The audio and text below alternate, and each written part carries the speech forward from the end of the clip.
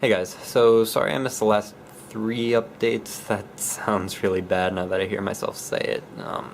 Sorry, I was either really busy or really sick or busy with Valentine's Day plans actually, which I find a little funny after what I heard Jeff say about us not talking about Valentine's Day.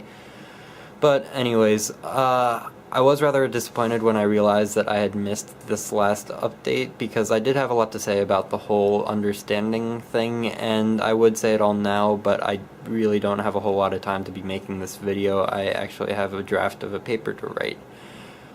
Yeah, so just gonna respond to James very briefly here, if that's alright, and I am planning on, if I get the time, making a video response on my own channel, just going back and giving my thoughts on this previous conversation. James, what you were talking about with your major and what you're going to do with it was particularly relevant now because I have to declare my major tomorrow. And I figure myself kind of lucky because I know pretty much what I want to do, and I'm fairly confident in what I am going to declare tomorrow, that being engineering physics.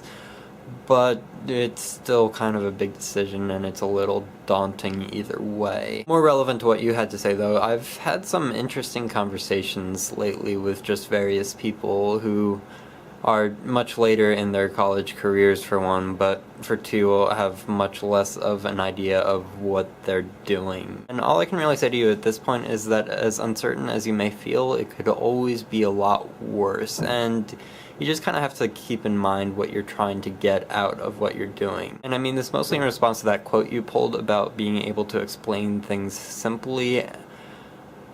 I definitely don't disagree, and I think it's a fantastic quote, but in this case, not understanding something isn't necessarily an ultimatum that whatever they don't understand doesn't exist. Really, it's just a little too soon to say for certain that there are going to be job opportunities or not job opportunities for whatever profession you're trying to go into. Though I will say that I think it's very important to keep the marketability of your major and your skill set in mind. Like, I was talking to this one girl in my German class who was talking about her friend who is a communications major, and nothing against communications majors, but when your only 2 classes are an HTML class and a Dream Studies class, you kind of have to wonder what you're doing with that. And now I've offended anyone who's ever taken Dream Studies. Yay. The thing is, I'm sure even that will work out okay, and he'll find something to do with his life. And for a person like you, who is always doing such hands-on work, and you've got quite the impressive resume,